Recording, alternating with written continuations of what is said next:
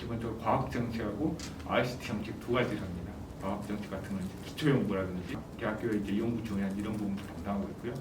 이제 ICT 정책 같은 경우는 이제 정보통신 산업 육성 그리고 관련 기획 이런 부분 담당하고 있습니다. 제가 하고 있는 업무는 제가 이제 정보보호 기획과장입니다. 이 이름에서 알 수 있다시피 우리나라 이제 민간 부문의 정보보호 관련 이제 기획을 담당하고 있습니다. 정책 부분은 이제 우리나라의 사이버 방어 체계 이런 부분들, 이제 부족한 부분들, 제도적으로 미흡한 부분들 이런 부분들 개선해가는 부분이 있고요. 또 하나 부분은 이제 그 정보보호 기술 같은 것도 있잖아요. 정보보호 기술도 해킹도 갈수록 고도화되고 그러면서 이제 관련 기술도 개발을 해야 돼요. 그래서 그런 부분 기술 기획이라든지 이런 부분을 담당하고 있습니다. 여러분과 같이 이제 정보보호 인력 양성인데요. 이제 필요한 정보보호 인력 양성이 잘 될 수 있도록 산업계가 요구하는 만큼 이제 인력이 답해 출시될 수 있도록 그런 인력 양성 정책을 추진하고 있습니다. 한국인터넷진흥원 이름만으로는 좀 이제 정보보호 색깔이 조금 안 나는 경향이 있지만 주로 하는 업무는 이제 정보보호, 그 침해 사고 대응과 관련된 부분, 그리고 정보보호 산업 육성하는 부분, 그리고 실제 이제 인터넷 주소 자원이라든지 이런 좀 관리하는 체계 등이 들어가 있습니다. 저희는 이제 그 과기정보통신부 산하의 이제 공공기관이고요. 그 정보통신망법에 의해서 이제 설립된 기관입니다. 아시겠지만 이제 우리나라 사이버 위기 관리 체계가 민관 군으로 나눠져 있거든요. 그중에 이제 민간을 총괄하는 기관이 이제 과기정통부에서 하게 되고요. 저희는 거기에서 이제 실무 지원을 하는 기관이 되어 있습니다.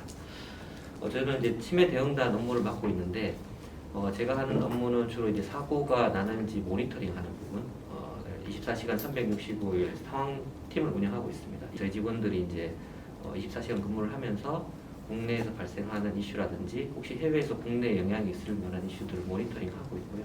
이제 사고가 나면 저희는 이제 다른 그 침해 사고 분석단이라고 다른 쪽이 있습니다. 거기 이제 사고 원인 분석하는 쪽이 있고요. 저희는 이제 거기서 나온 것들이 피해 확산되지 않도록 이제 조치 차단하는 업무까지 하고 있습니다. 그 외에 CISO 분들하고 그다음에 각계에 있는 보안 전문가들하고 네트워킹을 해가지고 협력해서 대응하는 체계도 운영을 하고 있습니다. 코로나19로 인해서 온라인 쇼핑, 아니면 재택근무 뭐 이러면서 되게 온라인에서 우리 삶에 차지하는 비율이 높아졌습니다. 그러면서 사람들이 디지털 위협에 더 많이 노출되고 있거든요. 산업 분야도 마찬가지입니다. 어떤 스마트 공장, 자율주행 이런 개념이 나오고 있잖아요. 그래서 K-사이버 방역 정책은 이제 디지털 세상에서 안심한 방역체를 구축하자 이런 목표를 가지고 있습니다. 2023년까지 6,700억 투자하기로 되어 있습니다.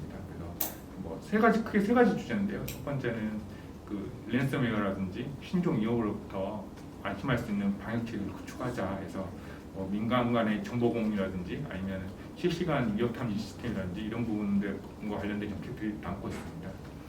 두 번째는 이제 그 디지털 환경도 많이 바뀌고 있습니다. AI를 이용한 해킹이라든지 아니면 5G로 인해서 실시간으로 위협이 전파된다든지 이런 이제 디지털 환경도 변화하고 그 사이버의 위협도 고도화되고 있습니다. 이런 환경 변화에 맞춰서 어떻게 이제 우리가 정보보호가 나아갈 방향을 제시하는 부분이 두 번째입니다. 그리고 세 번째 부분은 정보보호 산업 육성인데요. 어떻게 보면 정보보호 산업이 기초 체력입니다. 정보보호에서 산업이라는 게 인력도 포함되고 이제 제품이라든지 이런 것들이 포함되는데 이런 산업들이 어떻게 키워나갈지, 어떻게 국가가 정부가 기업들이 지원할지 이런 부분들 그리고 정보보호 산업이 커가면서 이 부족한 인력들을 어떻게 메꿔 나갈지 이런 부분들을 담고 있습니다.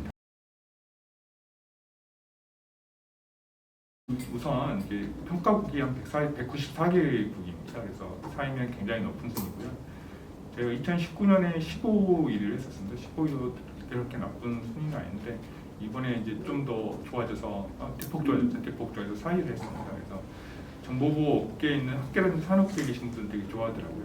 그리고 이제 밖에 나가서도 얘기할 때도 좀 더 당당하게 얘기할 수 있으니까 이런 부분들 되게 좋아하는 부분이 있는 것 같습니다.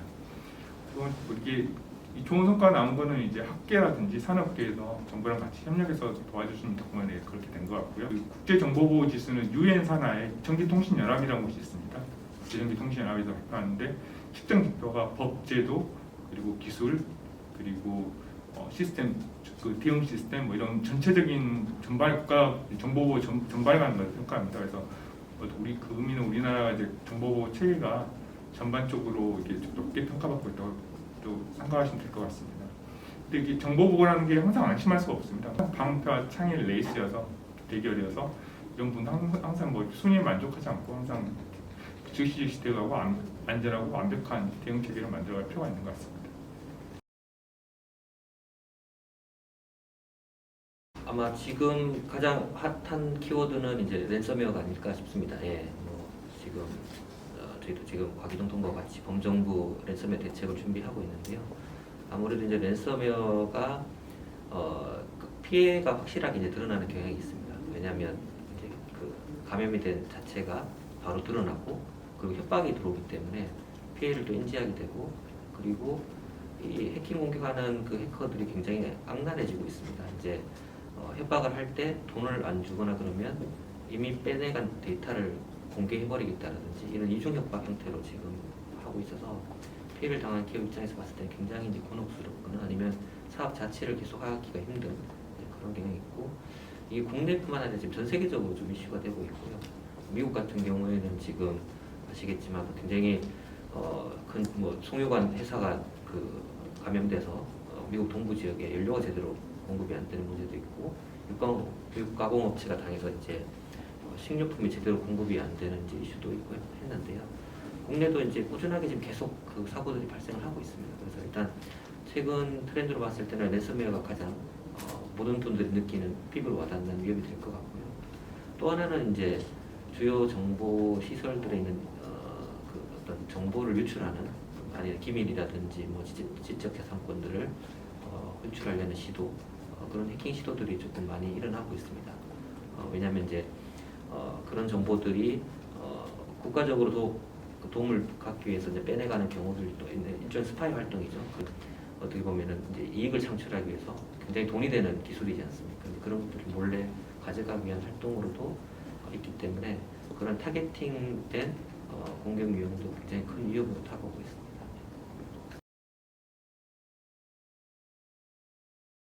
뭐 앞서도 이제 랜섬웨어가 계속 이제 이슈가 되고 있다고 말씀을 드렸고 저희가 이제 랜섬웨어에 대해서 꾸준하게 보고서도 내고 하고 있는데 이게 좀 쉬운 부분은 아닌 것 같습니다. 네, 특히 이제 저희가 아무리 이야기해도 실제 실천이 굉장히 중요한 부분이기도 하거든요. 그래서 그 인식 제고 측면에서 특히 기업이나 일반 국민들이 이 랜섬웨어로부터 이제 스스로를 보호해야겠다라는 어떤 그 동기유발이라든지 이게 굉장히 좀 필요한 것 같습니다. 그래서 저희가 원래 이제 정보보호의 달이기도 해서 좀 집중적으로 홍보를 강화하려고 기획을 하고 있습니다.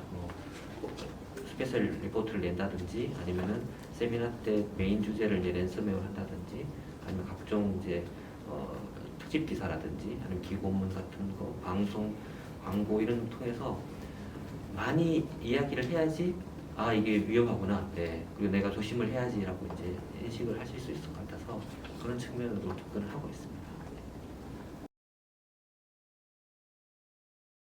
저희가 이제 그 K-사이버 방역 그 추진 전략을 준비하면서 만든 프로젝트가 이제 K 그 사이버 보안 얼라이언스라는 겁니다. 국정원 공공도 그 정보 공유 체계를 운영하고 있고 저희 이제 키사도 민간 분야 정보 공유 체계나 시타스라는 체계를 이미 이제 운영을 하고 있습니다.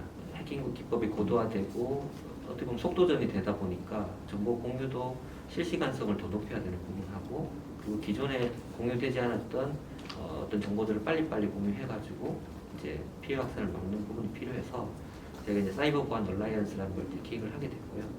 얼라이언스라는 의미 자체가 이제 약간 동맹 뭐 이런 거지 않습니까? 어떤 공동의 적에 대해서 같이 이제 대응을 하자는 취지이기 때문에 그냥 단순히 그냥 정보를 뭐 기브앤테이크 하는 걸 넘어서 가지고 어떤 공동의 적에 대해서 함께 대응을 하는 체계를 구축하자는 부분이고요. 저희가 이 작년에 이제 그 디지털 뉴딜 사업하고 이제 K-사이버 방역 준비하면서 이제 이 사업을 기획을 해서 예산을 확보를 했었습니다. 그때 이제 PC 점검하는 게 도움이 될까라고 생각했었는데 코로나 상황이 되게 이제 어떻게 보면 의도치 않게 집에서 근무를 하거나 공부를 할 수밖에 없는 상황들이 생겼습니다. 어쩔 수 없이 집에서 이제 컴퓨터를 써야 되고 일을 해야 되는 상황이 생겼는데 그러면 내가 쓰고 있는 PC는 안전할까라는 반감 그런 것들을 좀 해소해드리고 싶었습니다. 그래서 저희가 이제 긴급하게 예산을 확보해가지고 했고요. 그래서 이제 신청을 하시면 저희가 이제 원격으로 접속해서 점검을 다 해드리는 체계입니다. 올 상반기만 벌써 지금 한 46,000건 저희가 해드렸고요. 연말까지 한 7만 건 이상 저희 목표한 수치는 충분히 달성하지 않을까 생각하고 있습니다.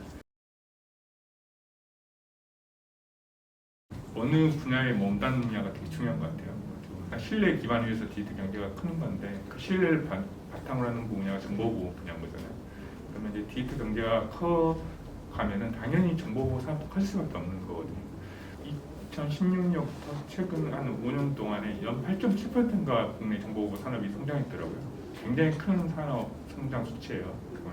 대부분 이제 우리가 이제 저성장에 단계 접어든다고 하는데 그런데도 불구하고 되게 정보보호 산업 정말 고성장하고 있는 거거든요. 앞으로도 그럴 거야. 아마. 예전에는 국가를 지킨다는 게 국방력이었잖아요. 국경을 지키고 군사력 이런 부분이었는데 디지털 경제에서는 그런 부분이 다 무의미하잖아요. 사이버 공격도 장소와 시간과 국가 국경을 구분 안 하고 오는 거잖아요. 그러면 이제 국가 경제를 지키는 데서 가장 중요한 부분이 정보보호일 수 있어요. 우리 정보보호 산업에 종사하는 분들이 우리나라 국가 경제를 가장 중요한 부분을 뒷받침하게 된다. 우리나라 안전을 가장 뒷받침하는 사람들이 될 수 있다. 특히 자부심 가지고 살아갈 수 있을 것 같아요. 그래서 저는 정보보호 분야에 이렇게 오신 학생들이라든지 그 산업 분야에 있는 사람들한테는 되게 좋은 곳으로, 좋은 분야로 진입할 수 있다고 이렇게 얘기할 수 있을 것 같아요.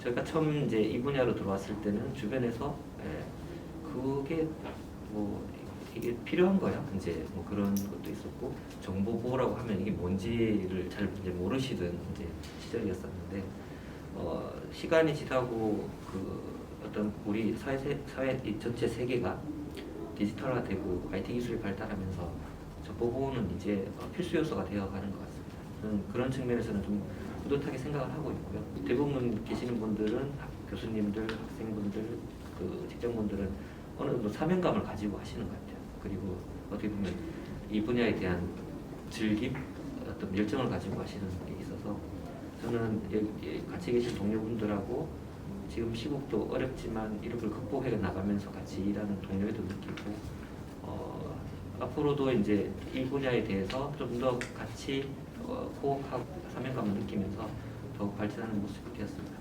그리고 늘 그분들한테 저는 감사하다는 말씀을 드리고 있습니다.